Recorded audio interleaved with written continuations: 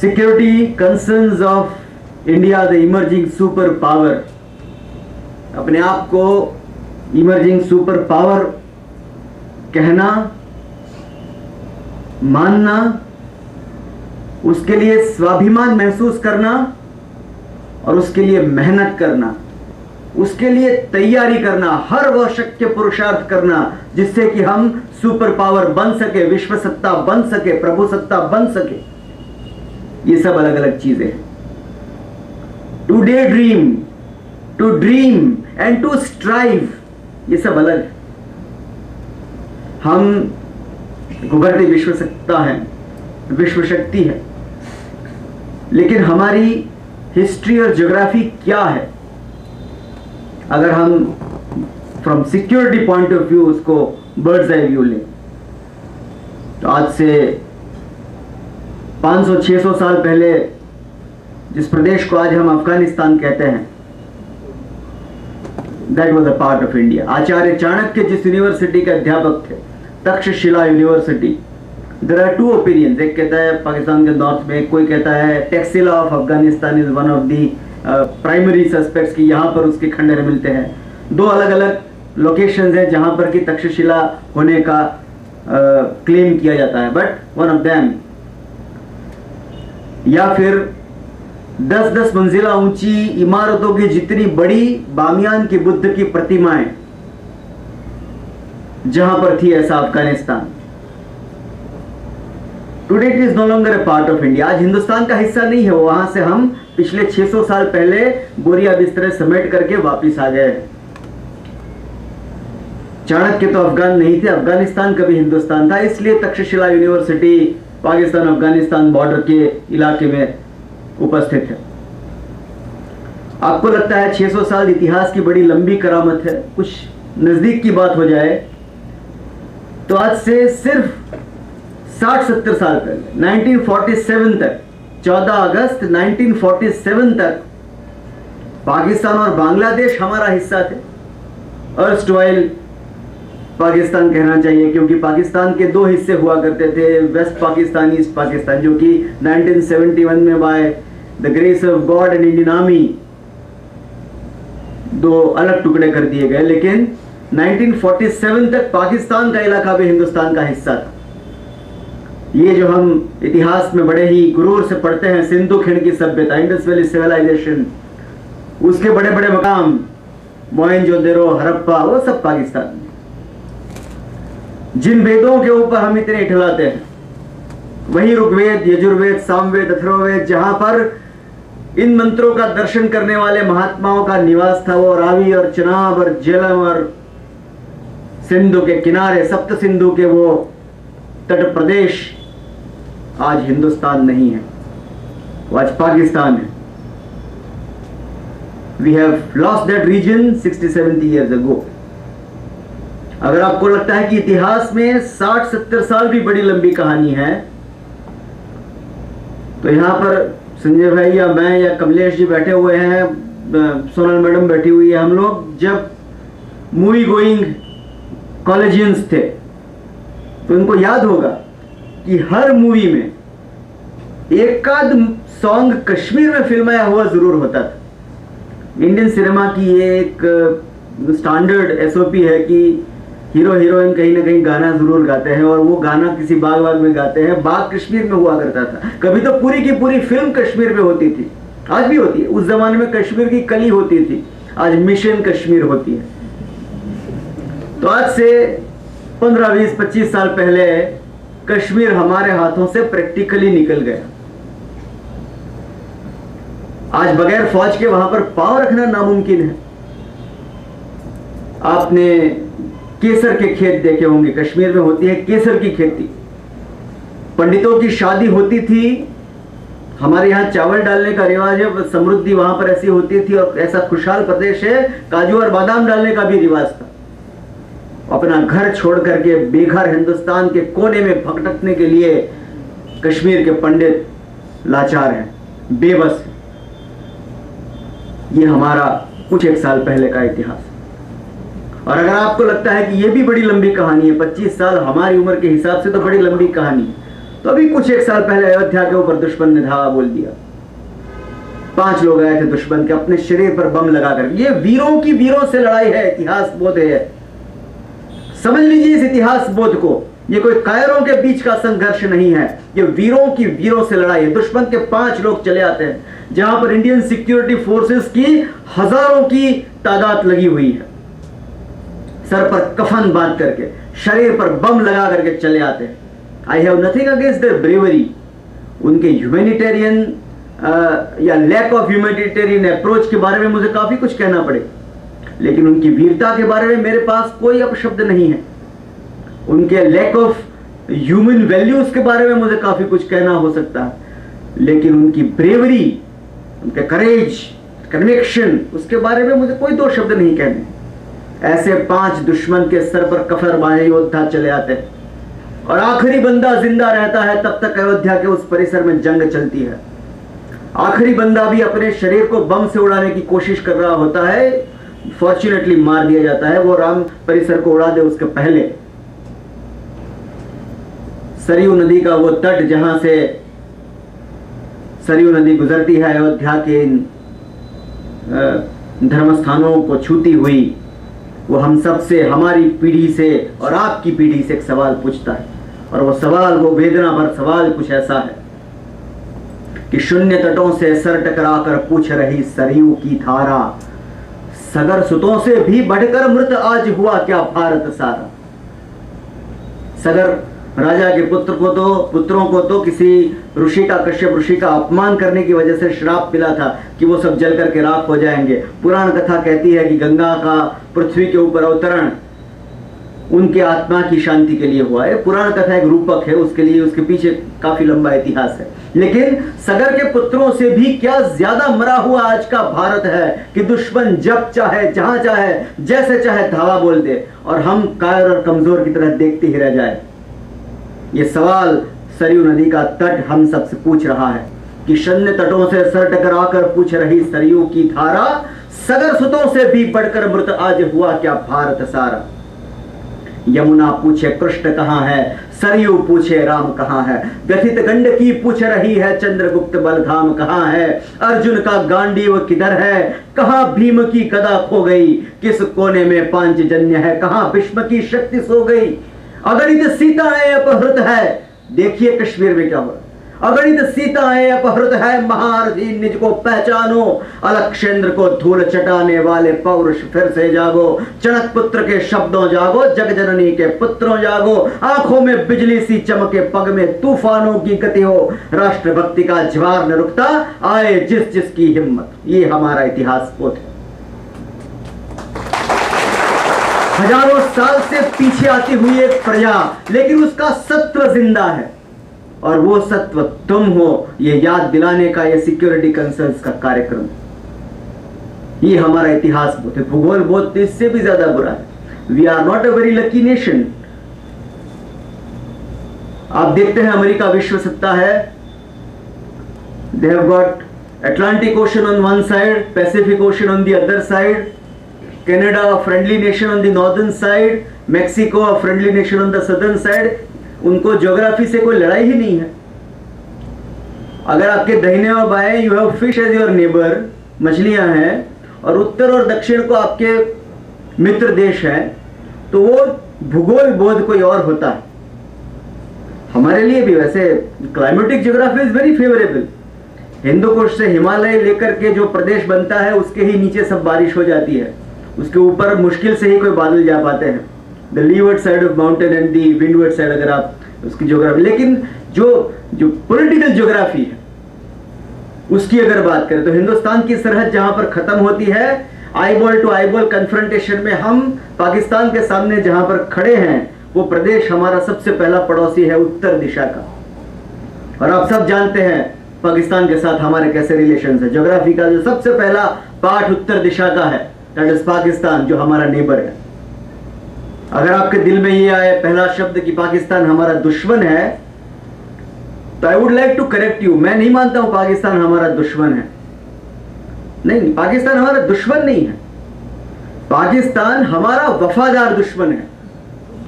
वफादार मित्र हम सब जानते हैं किसी भी हालत में दोस्ती नहीं छोड़ता, कुछ भी हो जाए, कोई प्रॉब्लम हो जाए, मनमुटाव हो जाए, दोस्ती नहीं छोड़ता है। वैसा ही ये वफादार दुश्मन है।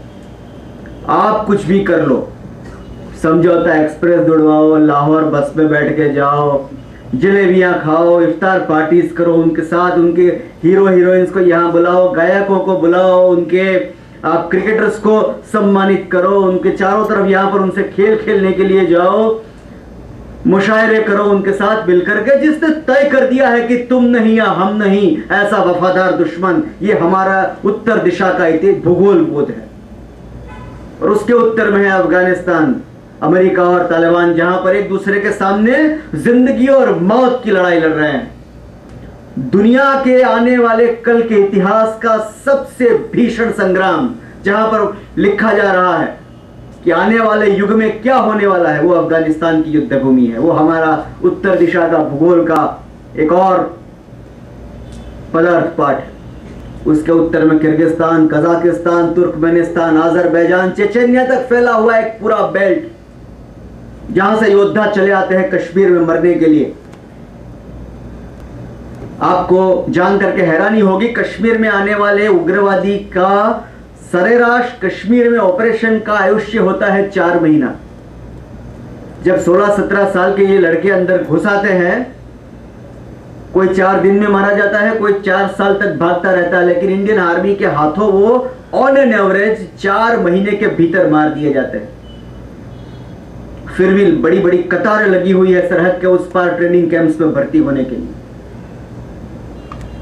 मैं just been to place called Dras, Kargil के बाजू में है, 33 kilometre from Kargil. My brother आन के फाउंडर्स में से एक, my brother was stationed over there. यहाँ पर बैठे काफी लोगों का मित्र है वो। Dras second coldest place, inhabited place on this planet, दुनिया का दूसरे नंबर का सबसे ठंडा युद्ध क्षेत्र है। -60 डिग्री सेंटीग्रेड उसका टेम्परेचर विंटर में टच होता है। अब -60 डिग्री क्या है, आप समझ रहे? कमलेश भाई फिजिसिस्ट IT से, वो ही कैन एक्सप्लेन बेटर, पर मैं एक छोटे से उदाहरण से आपको समझा दूंगा कि एक डीप फ्रिज खोल करके अगर आप उसके अंदर हाथ रखते हैं, और ये हम सब ने किया हुआ है ड्यूरिंग आवर चाइल्डहुड डेज, जब पेरेंट्स देने बाएं होते हैं तो हम सब ने ये कार्यक्रम किया होता है कि अपने सबके घर में फ्रिज है, वो खोल करके, डीप फ्रिज को खोल करके उसके अंदर हाथ रखने के करतूत हम सब ने किए। आपको पता होगा कि अगर 1 सेकंड भी हाथ रुक जाता है तो वो चिपकता है, it sticks. That is -4 -5 degree centigrade normally. 0 degree पे पानी का बर्फ बन जाता है। अगर -4-5 डिग्री में ये हालत होती है, -60 डिग्रीज में क्या हालत होती होगी? जस्ट इमेजिन, मैं ये घड़ी पहन करके खड़ा हूं, अगर ऐसी घड़ी पहनकर 2 मिनट बाहर विंटर क्लोथिंग पहने बगैर खड़ा हो जाऊं विंटर में, यहां पर घड़ी निकालनी है, ऐसे बक्कल खोला, घड़ी निकाल कर रख दी, उधर कर ये घड़ी एक बार चिपक गई, निकालनी है, the only equipment is a surgeons knife. जाऊंगा, ये चमड़ी कटवाऊंगा, पूरी घड़ी निकल पाएगी, वरना निकलेगी नहीं। इस हालत में, ऐसी नरकाना हालत में, दुश्मन के हजारों की भीड़, कोई बेंजीर गैप में होकर के खुकरी टॉप को चकमा देकर के अंदर घुसने के लिए तैयार बैठी है एक टोली टाइगर हिल के पास तैयार बैठी है आफ्ताब गैप के अंदर से घुसने के लिए, कोई टोली कहीं और बैठी है, कोई टोली कहीं और बैठी है। दुश्मन की हजारों की तादाद हिंदुस्तान में घुसने के लिए तैयार बैठी है। ये हमारा उत्तर दिशा का भूगोल बोध है। और क्यों आते हैं? क्या गुलाब का फूल लेकर के आते हैं? ये जो कसाब के नाती हिंदुस्तान में घुस आते हैं, क्या आपको गुलाब का फूल देने के लिए, गांधीगिरी करने के लिए आते हैं? वो आते हैं ताकि आपके घरों को तबाह किया जा सके, आपकी फैक्ट्रीज को तबाह किया जा सके, आपके ट्रेड और इंडस्ट्री को खत्म कर दिया जा सके, आपकी खेती को, आपके सुख चैन को खत्म कर दिया जा सके। और अगर हम बतौर एक राष्ट्र ये मान ले कि हमने कहां लड़ना है दुनिया से, भाई क्यों आते हैं हम पर आक्रमण करने के लिए, तो इसका जवाब यह है कि दुनिया में जंगल का कानून लागू होता है। ये जंगल का कानून सड़कों पर, जहां पर सभ्य संस्कृति होती है, वहां लागू नहीं होता है।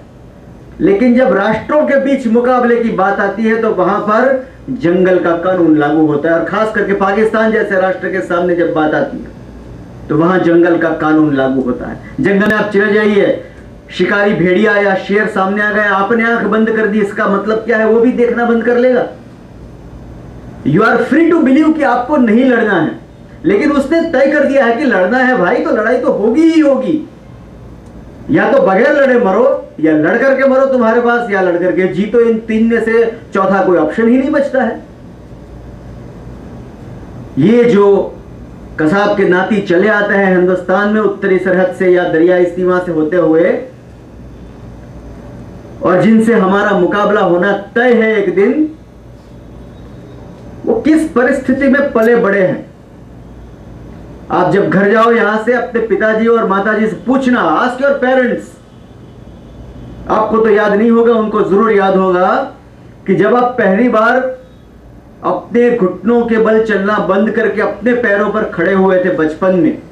Every child like that. जब आप पहली बार खड़े हुए थे अपने हिलते पैरों पर, अपने दुनिया के और अपने शरीर के भार को संभालते हुए जब आप पहली बार खड़े हुए थे, तो पूछ लेना घर जाकर के आपके हाथ में क्या था। हो सकता है मम्मी की उंगली रही हो सकता है पापा की उंगली रही हो, घर में किसी फर्नीचर का कोना पकड़ा हो, टेबल का, पलंग का, डाइनिंग टेबल का कुछ पकड़ा होगा खड़ा होने के लिए, टिपोई पकड़ी होगी। बड़ा ही आनंददायक पल होगा आपके माता पिता के लिए वो।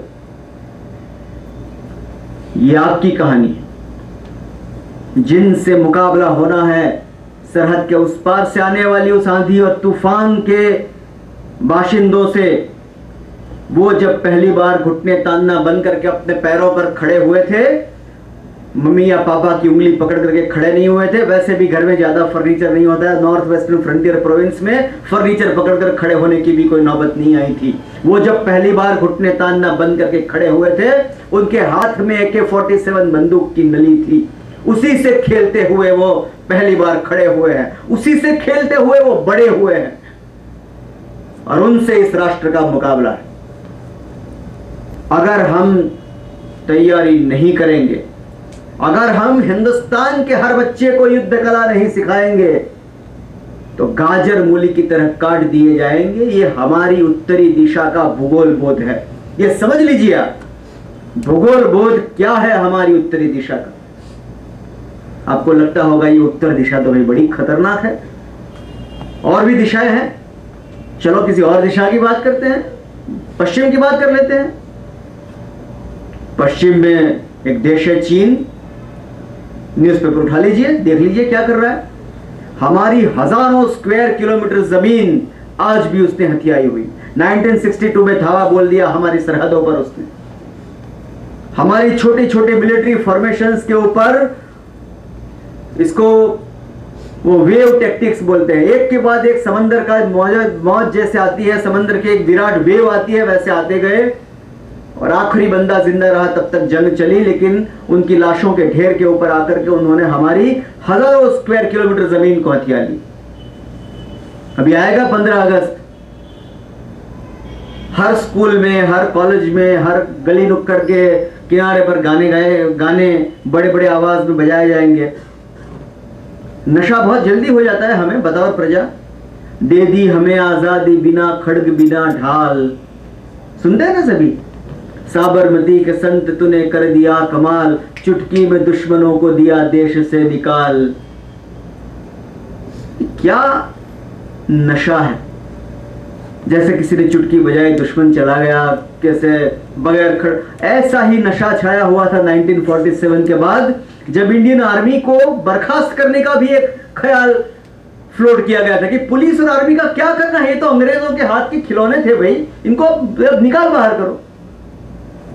भला हो सरदार पटेल का, उन्होंने कहा कि बापू क्या मुझे ये सेवा दल के स्वयंसेवकों से राष्ट्र चलवाना है क्या? Is it possible?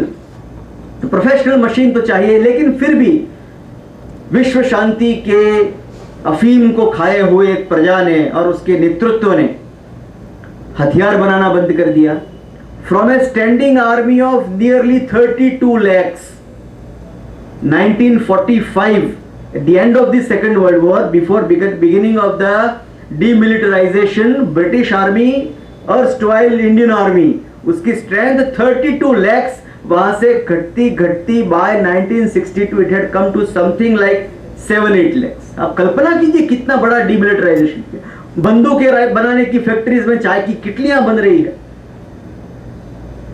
जहां पर एम्युनिशन बनने की फैक्ट्रीज है वहां पर कुछ और खिलौने बनाए जा रहे हैं कि वेस्ट ऑफ रिसोर्सेज न हो हथियारों के पीछे।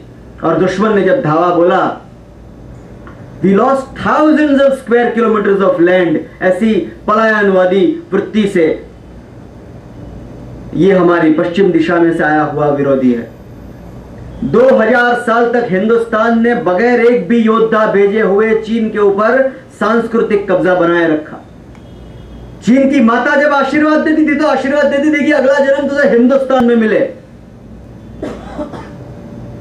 वहां से लोग पढ़ने के लिए चले आते थे हिमालय लांग करके हमारी यूनिवर्सिटीज में, और हालत यह बना दी कि वहां से जब पहला आक्रमण आया तो न हमारे पास फौज थी, न हथियार थे, न हमारे पास कोई स्ट्रेटेजी थी, न टैक्टिक्स थी।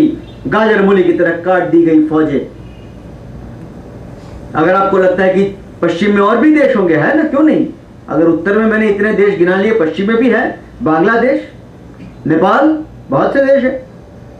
बांग्लादेश तो आप खुश हो जाइए, हम उनका तो नेशनल एंथम भी कविवर रविंद्रनाथ टैगोर ने लिखा है। बड़ी आनंद की बात है, दुनिया का एक ही अपनी तरह का उदाहरण है। जनगण मन और अमर बांग्ला, सोनार बांग्ला दोनों बड़े दोस्ताना ताल्लुक होंगे।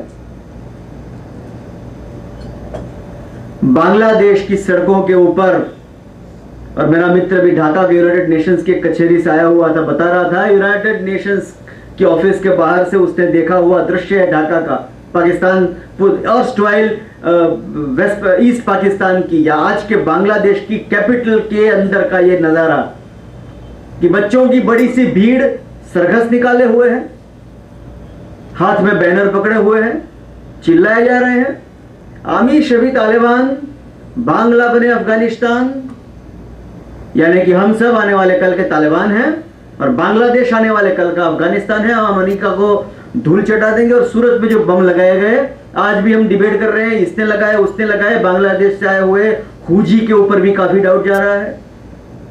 बांग्लादेशी एलिमेंट से बना हुआ है हुजी संगठन, जो आतंकवादियों का है, जो आज से कुछ एक साल पहले सूरत से इतने बम बरामद हो गए थे, उसमें पाकिस्तान से लेकर के बांग्लादेश तक के लोगों ने वाया नेपाल हाथ मिलाए थे। ये हमारी पश्चिम दिशा की कहानी है।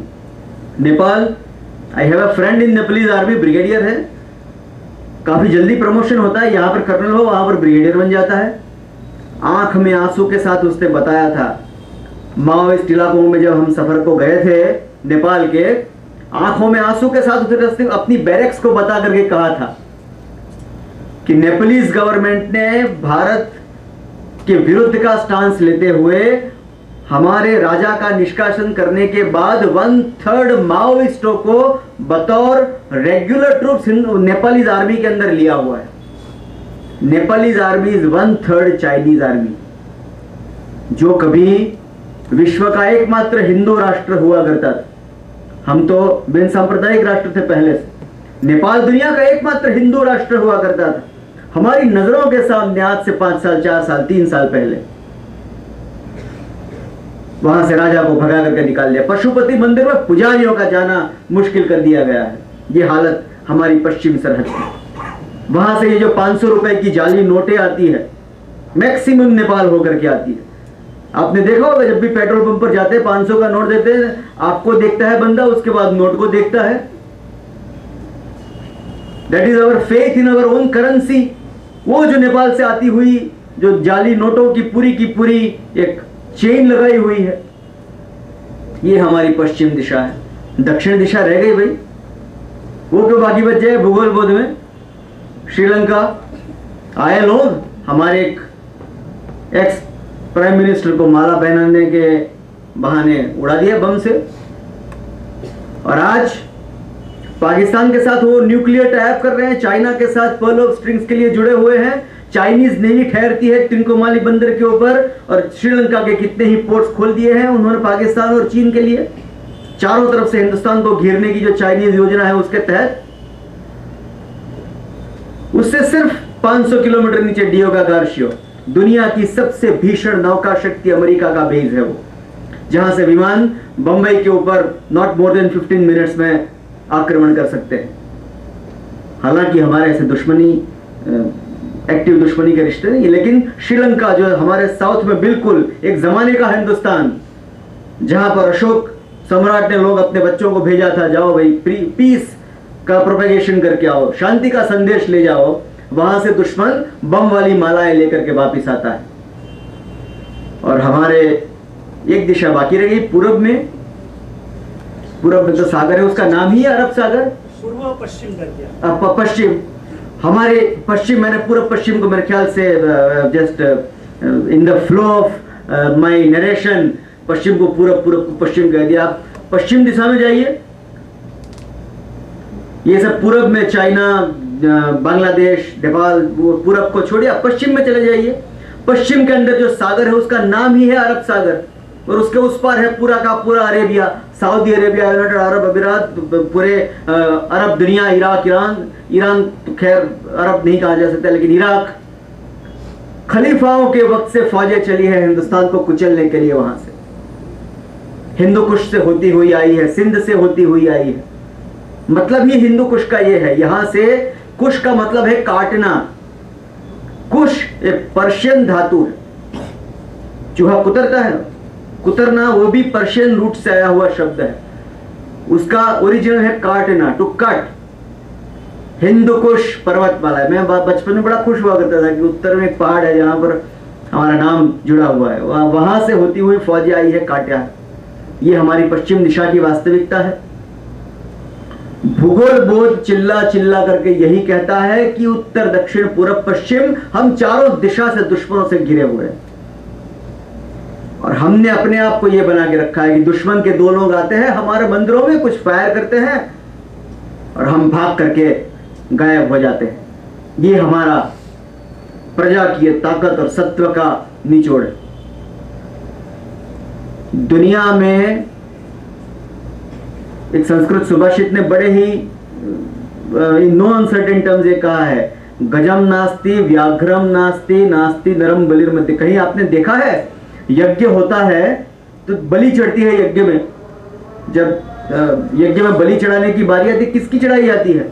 मुर्गों की, बकरों की। कभी सुना है हाथी का बलि चढ़ाता हुआ यज्ञ, शेर का बलि चढ़ाता हुआ कभी सुना है? जो लोग वेजिटेरियंस नहीं है, मैं तो वेजिटेरियन हूं, जो वेजिटेरियंस नहीं है मांस की दुकान पर जाते हैं मटन खाने के लिए, वो कुछ खरीदने के लिए खरीदते हैं, क्या मिलता है?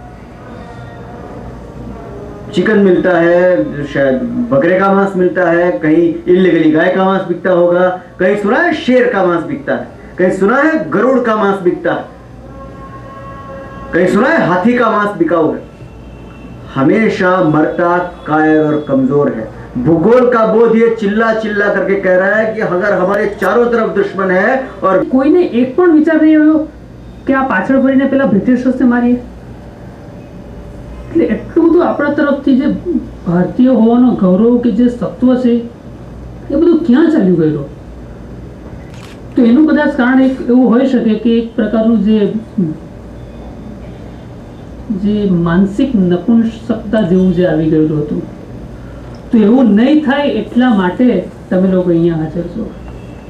તમારી પાસે ઓપ્શન્સ હતા જ,